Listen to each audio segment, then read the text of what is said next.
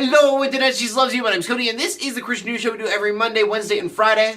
If you feel like you want to help support the show, you can always just share this video. Just telling your friends about this video does amazing things for the show. Also, before we get started, yes, I do realize that I am wearing glasses, and I'm actually terrified that the light's going to be like shining in my glasses, and that's all you're going to see for the entire video. Hopefully, that's not the case. And so I guess we go on to the first story of the day now. Which brings us to Hamilton Elementary School in Texas. There was this kid there, he was having a silent reading time that they do in the school, he had his Bible, and the teacher was like, no.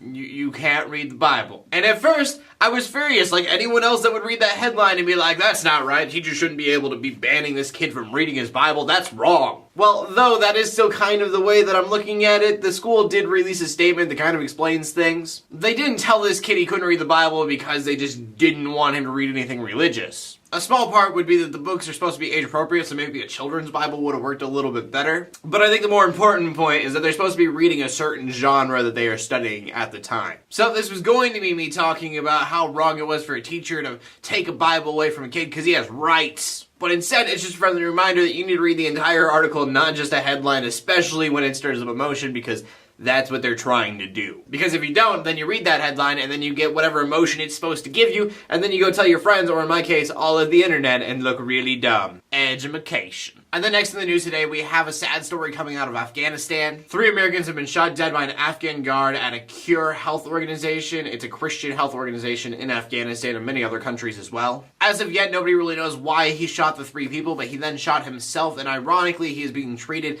at the Christian hospital that the shooting happened. Which I do quickly want to point out how great an example of Christian love that is. Even though he shot 3 people that were a part of this hospital, the hospital said, you know what? We're still going to take care of you, and we're going to love you, no matter how much of a terrible person you really are. But even though I could find some small silver lining in all of this, I do want to point out that I in no way think that that outweighs how sad of a situation this really is. And so that being said, my prayers are out to the family and friends of the victims. And because I didn't want to end on a sad note, I wanted to bring us to the final story of the day, which is about a kidnapping that it didn't end the way that you would think it would. Though it is sad that 9-year-old Willie Merrick was kidnapped in the first place. For the 3 hours that Willie was kidnapped, he repeatedly sang a gospel song called Every Praise just over and over and over. And for whatever reason, the kidnapper, hearing this song on repeat the way it was, released the kid and there were no injuries involved whatsoever. The kidnapper himself is still at large, which sucks, but the kid is safe, and that is great news. I know that when I was a little kid, I don't think anyone ever told me, if you ever get kidnapped,